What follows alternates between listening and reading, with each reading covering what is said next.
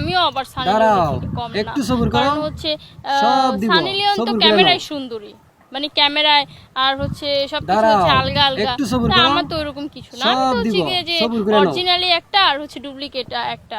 দেখো দেখো দেখো কি করে, কোনো সমস্যা নেই, যেহেতু আমি বড় নায়িকা হতে গেলে একটু একটু করতেই হয়, সমস্যা নেই, হবো।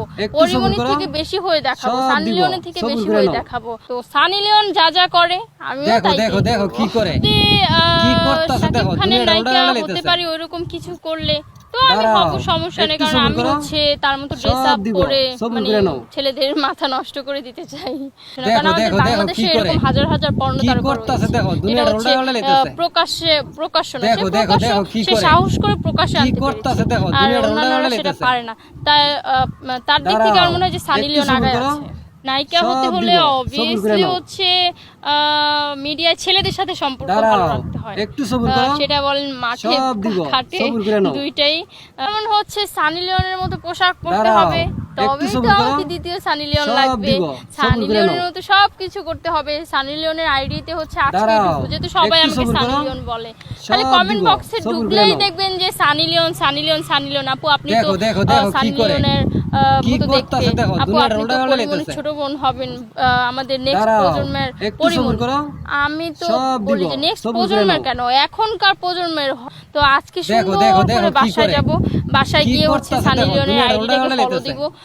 নেগেটিভ ভিডিও বলতে আমি তার কোনো নেগেটিভ ভিডিও দেখিনি, সে যা ভিডিও করেছে মানসম্মত ভিডিও করেছে, কারণ কয়েকটা মিউজিক ভিডিও দেখেছি। এখন আমি পজিটিভ বলে আমি পজিটিভ দেখেছি, এখন যারা নেগেটিভ তারা তো নেগেটিভ দেখবেই, আমি পজিটিভ দেখেছি সেটা আমি জানি না, বাট হচ্ছে আমি তো খুব ছোট মানুষ, আমি অত কিছু বুঝি না, আমি জাস্ট হচ্ছে তার কয়েকটা গান দেখেছি।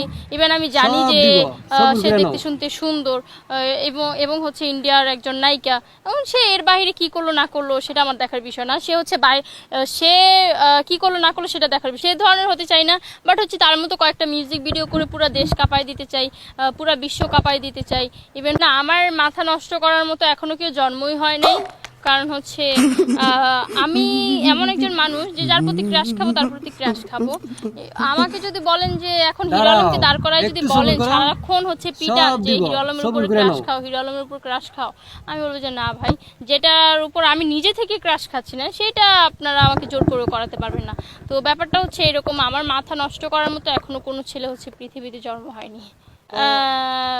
না না, সেটা বলতে গেলে ওই যে যারা ঢাকা শহর ভাড়া থাকে তাদের তো টাঙ্কি নাই, এখন আমরা হচ্ছে নিজস্ব বাড়ি, আমাদের টাঙ্কি তো আমাদেরই থাকবে, তো তারা হয়তো কথাটা ওইভাবে বোঝাতে চাইছে, যারা ঢাকা শহর ভাড়া থাকে তাদের তো আর টাঙ্কি থাকবেও না, আরো চেষ্টা করলো টাঙ্কি থাকবে না।